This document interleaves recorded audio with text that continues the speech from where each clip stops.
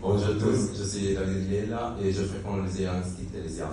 Donc je voudrais lire ma critique du livre Le lien artificiel. Le lien artificiel est le livre dans lequel l'auteur déclare vouloir exprimer un cri d'angoisse, sans théorie, sans thèse, sans position précise, sur toutes ces nouvelles technologies qui nous dépossèdent de nous-mêmes et nous privent du vrai, mettant ici en évidence quand la réalité des dents superflues, inutile et menacée, dans un certain sens d'anéantissement. C'est un livre intéressant, engageant et pragmatique, qui rend la lecture très convaincante, car entre ces lignes, on trouve ce qui concerne réellement la génération actuelle, une génération qui a tendance à se connaître tout sauf la réalité, qui a tendance à se réfugier dans le monde idéal plutôt que dans le monde réel. Personnellement, j'ai trouvé la lecture très intéressante, car entre ces lignes, très bien que le sujet soit sollicité dans la plupart des cas, l'auteur était exhaustif en faisant original et intriguant des rencontres des événements racontés, reflétant précisément ce mal du siècle, causé par l'avènement des nouvelles technologies qui, en partie, comme le dit le romancier, ne sont qu'une véritable machine à souffrir. L'auteur excelle à rendre compte d'un type de souffrance qui nous unit tous les jeunes, une souffrance interne, invisible, avec laquelle chacun de nous est contraint de vivre, résultat d'un sentiment d'aliénation par rapport à la réalité pure dans laquelle nous ne sommes pas reflétés. Dès lors, il a même pu puiser dans nos inconscients, dans nos âmes, en puisant les sentiments et la malaise qui nous transcrivent perfectement dans les pages qui composent le roman.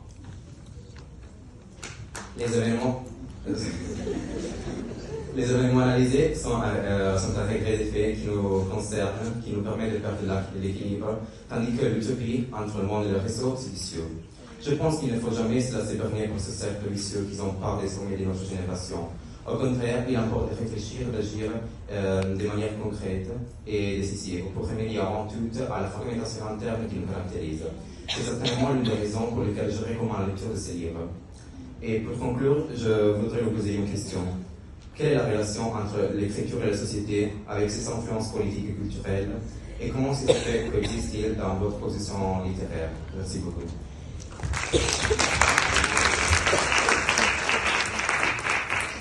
Merci beaucoup pour cette belle critique. Merci. Et je suis particulièrement d'accord avec ce que vous avez dit au début, quand vous avez dit sans théorie, sans thèse. Et je pense qu'un roman, il est absolument pas là pour donner la vision du monde de celui qui écrit. Et je ne sais pas si parmi vous, il y a des gens qui veulent écrire, mais je ne me permettrai pas du tout de donner des conseils d'écriture, parce que ça n'aurait aucun sens. Mais si on avait juste un seul, c'est qu'on n'écrit pas avec des idées. En tout cas de la littérature, hein. La philosophie c'est autre chose. Mais de la littérature, on ne l'écrit pas avec des idées. Sinon on écrit un article, on écrit un essai.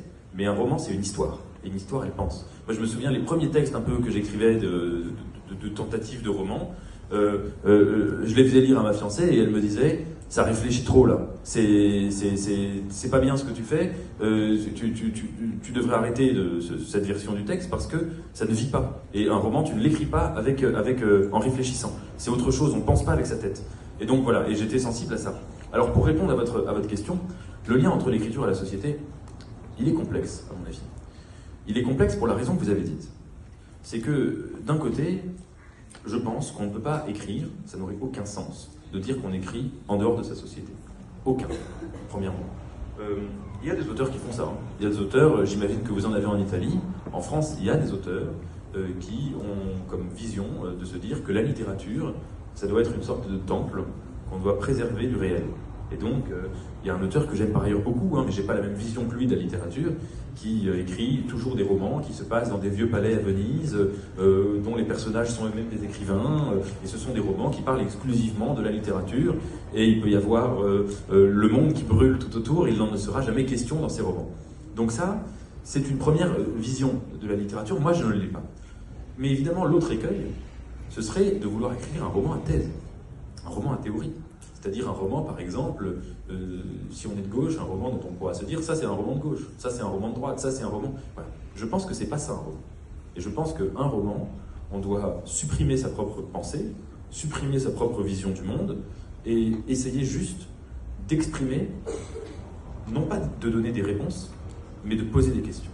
Un roman c'est ça, ça pose uniquement des questions. Et donc, pour citer le mien, dans mon roman, quand je l'écrivais, je ne me disais jamais est-ce que je suis pour ou contre les écrans. Et si vous me posiez la question d'ailleurs, est-ce que vous êtes pour ou contre les écrans, je vous répondrais très sincèrement, je ne sais pas. peut-être lu un peu, enfin bref. Alors, ce qui fait d'ailleurs que parmi les gens, depuis que mon livre est sorti, il y a des critiques qui disent que mon roman décrit l'aliénation, comme vous le faisiez tout à l'heure, et je suis d'accord avec ces genres de critiques, mais il y en a qui pourraient dire aussi, il y en a eu qui disaient que mon roman était un hommage aux écrans. Et en quelque sorte, je serais aussi un peu d'accord avec ce genre de critique, parce que j'ai pas voulu l'enfermer dans une seule catégorie. Et je pense que c'est ça l'intérêt du roman. L'intérêt du roman, c'est la polyphonie. C'est le fait qu'il y a différentes langues qui vont se côtoyer, différentes visions du monde, différentes perspectives qui vont se confronter. Et d'ailleurs, mon roman, j'ai voulu le construire sur 2 personnages. L'un qui est Julien, qui est le grand perdant, la grande victime de la société, et l'autre qui est Adrien, qui est le grand milliardaire, le grand gagnant de la société, qui sont 2 opposés et qui ont 2 visions du monde radicalement antagonistes. Et je voulais vraiment montrer ça. Donc je pense qu'un roman, il doit être social, au sens où il doit dépeindre la modernité, mais il ne doit jamais le faire à la manière d'un essayiste, d'un journaliste, d'un homme politique ou d'un idéologue. Ça doit être toujours l'inverse, c'est-à-dire il doit le faire en montrant la richesse, la complexité et le brouillard